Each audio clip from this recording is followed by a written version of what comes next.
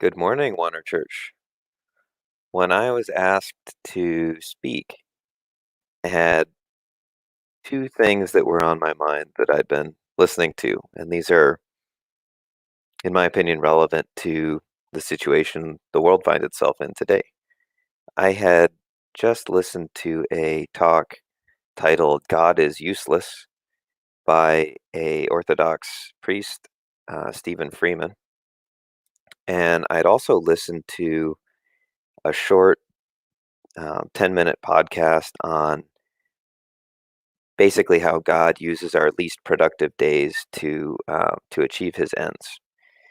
And these were both things that I'd been struggling with in this time. There's so much to wait on right now. There's so much waiting happening. And so our scripture reading for today was the story of Joseph, and this relates to both of these ideas. Um, the talk about God being useless. We'll get into that. I have a little 5-minute clip. It is about um, it's about the idea that God and spiritual things can't be used for our ends in the way that we think of ends as Westerners. And in this time where we find ourselves, stuck at home um, and apart from each other, it can be frustrating thinking of how useless we feel. Um, but Stephen Freeman calls into question that way of thinking itself. And Joseph, when he was sold by his brothers, certainly, he felt cast out, and what was he going to do with himself? Here he is in a foreign land, away from his family, much worse situation than any of us find ourselves in today. And then over a long span of time, God unfolds this story for Joseph, and Joseph follows the path that's laid out in front of him. And this uselessness is transformed into a journey. And on the journey, Joseph learns who he's to be, not in order not only to save the people who he's been sold to, the Egyptians from famine, but also to save his brothers and their family, and eventually all of Israel, essentially. So I'm going to play a couple clips from Stephen Freeman's talk, and then from this Sanctification of the Traveler podcast that I listened to, and then we'll discuss those a little bit more after the clips. So here are the clips. Here.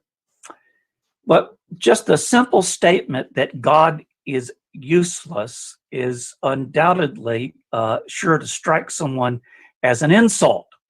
In fact, Father Seth, when you posted the little thing, on Facebook for this, and God is useless, I was going to put the meme on my page. People could, elsewhere could tune in, and then I thought, nah, better not.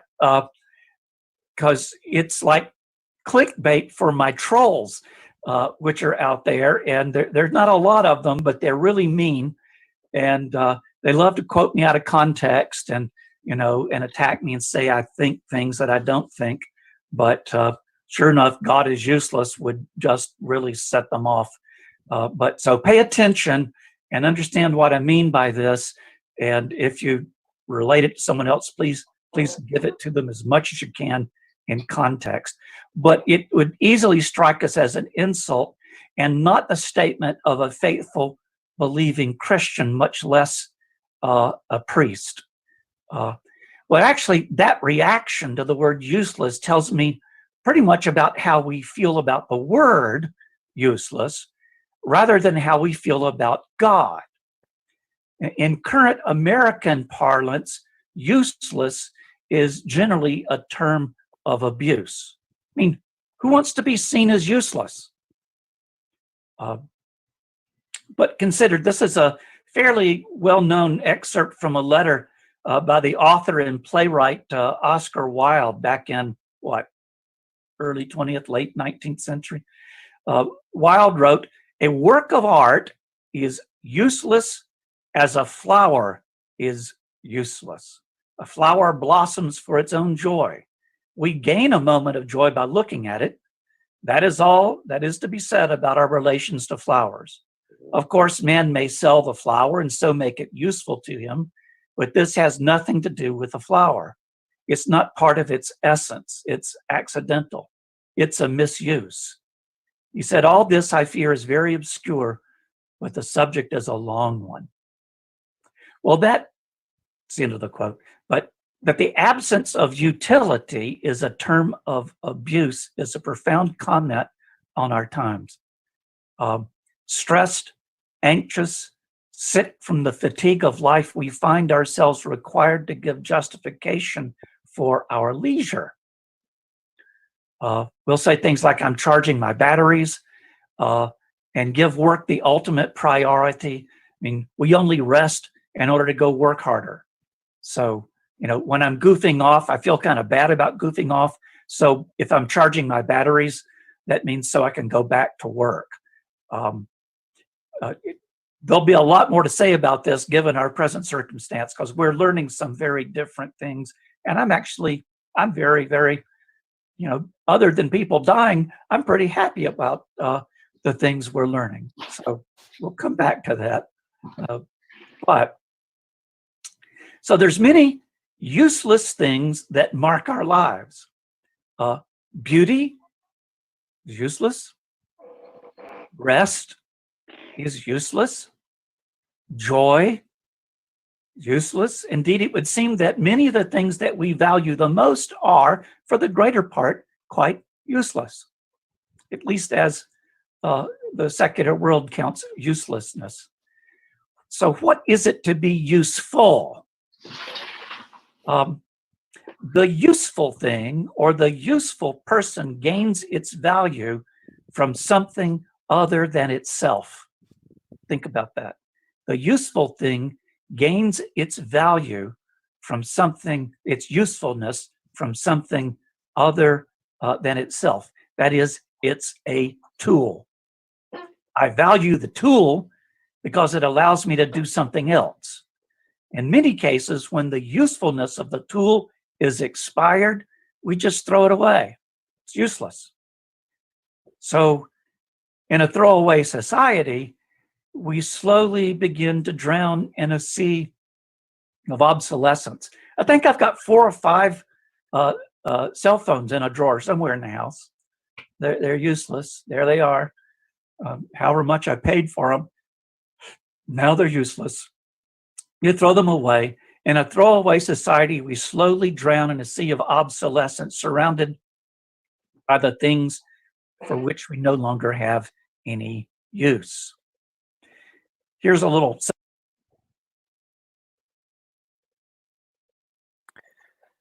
So there's Stephen Freeman's intro to his talk on God being useless. And my friend Corey sent that to me, and many of you guys met Corey when he was down here in the fall.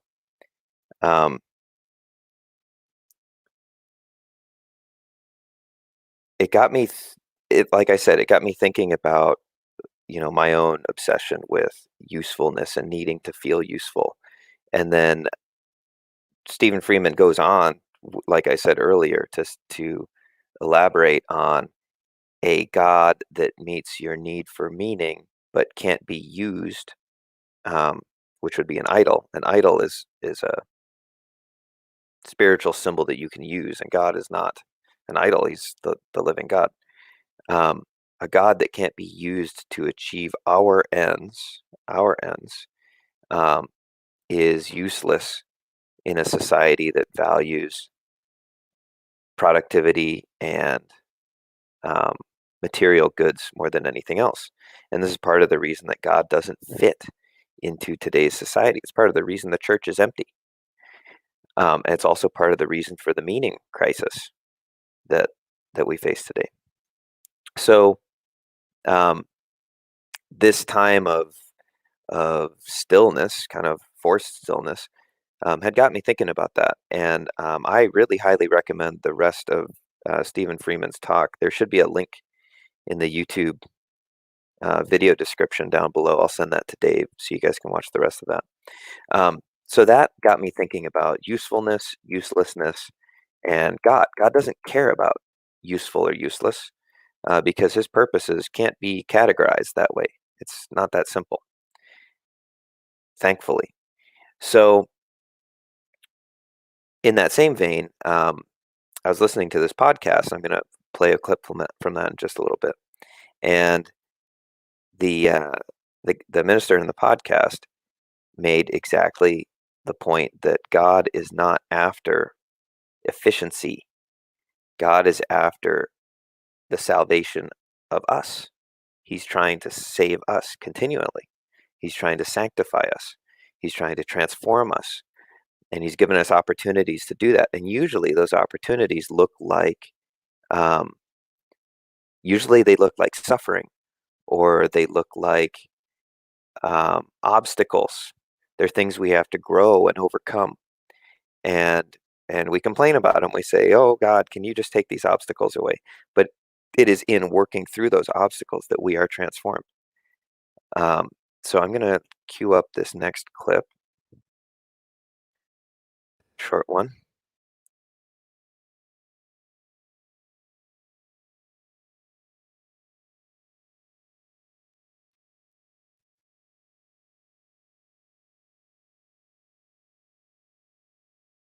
Okay, here we go.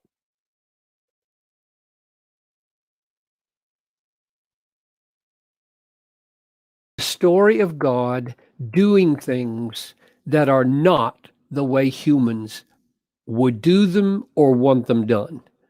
God almost never takes the shortest route between point A and point B.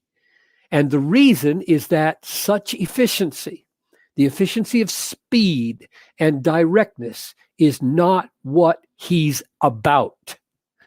His purpose is to sanctify the traveler, not speed him between A and B. Frustrating human efficiency is one of God's primary, I say primary, not secondary means of sanctifying grace. The story of Joseph. Okay. So he goes on to talk about the story of Joseph, which is where this week's reading is from. And he makes this point that is the barriers that have to be overcome that make that story what it is. If Joseph hadn't been sold by his brothers into slavery, if there hadn't been a famine, if he hadn't ascended from being in prison, being a slave basically, to effectively running Egypt, we wouldn't even know about that story. It's the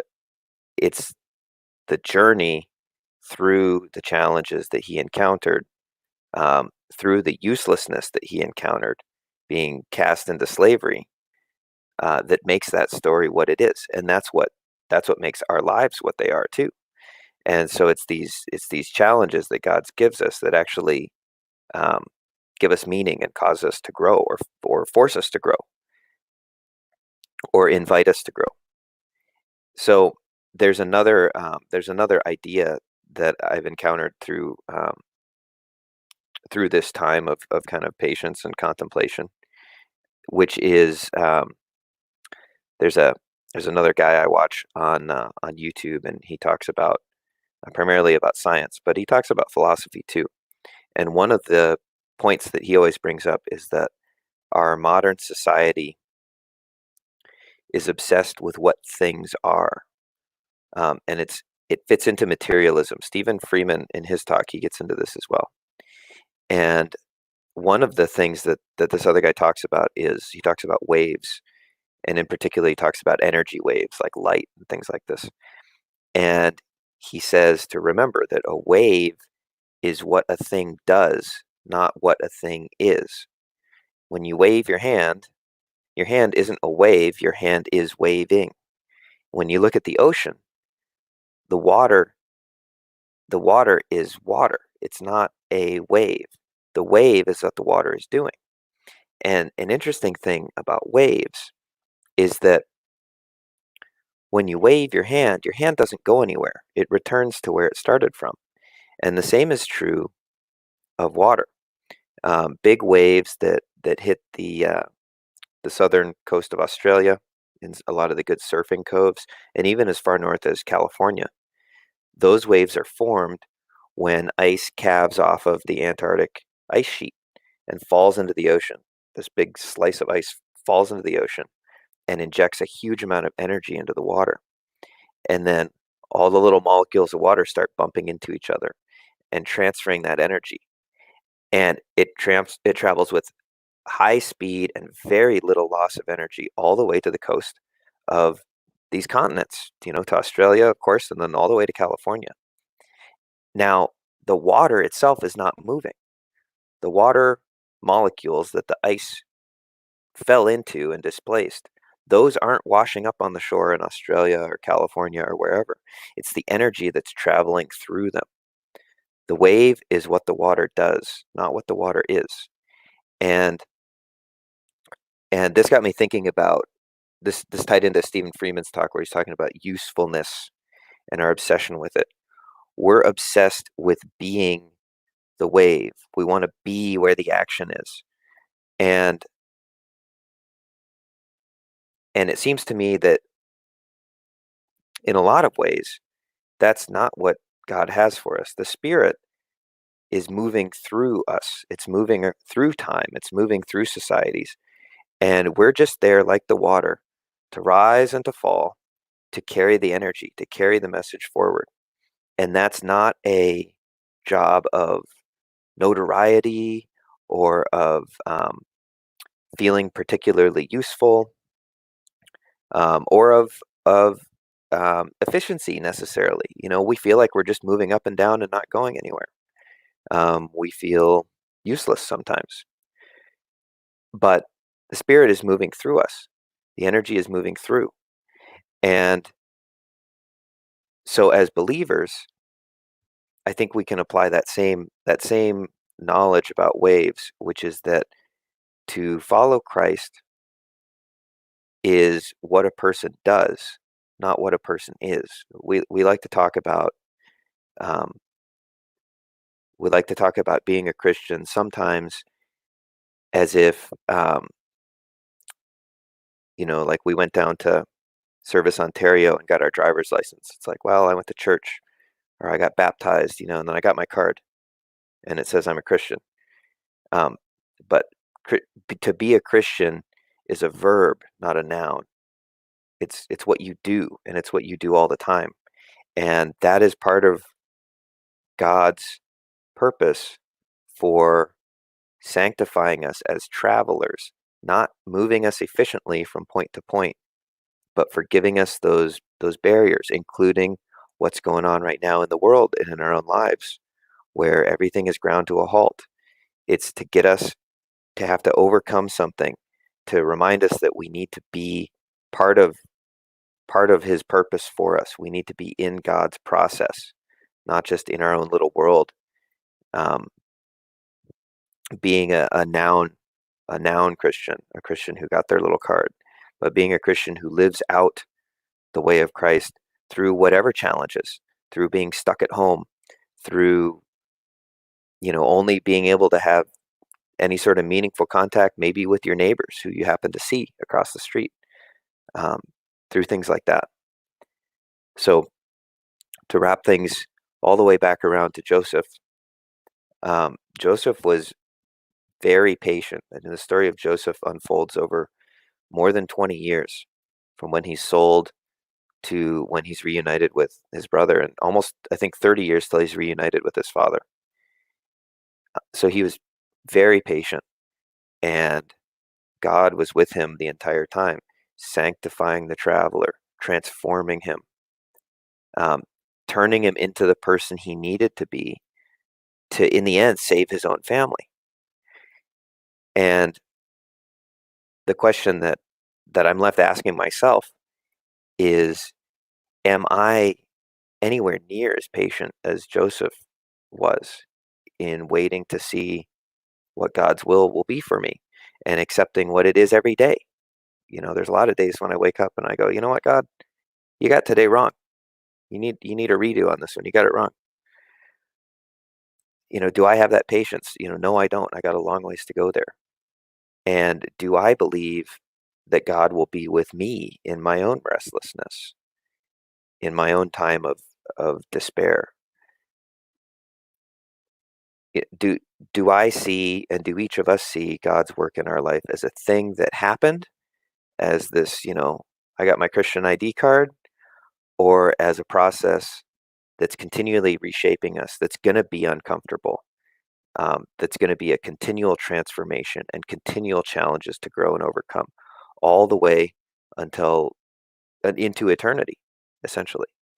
So I find myself asking, am I that patient? Do I believe that God's with me? And am I willing to accept the continual transformation?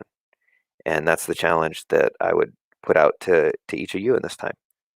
Are you willing to transcend the suffering and restlessness of this time and of any time in our lives? There's always something to overcome, and to understand that those challenges are God's way of helping us grow.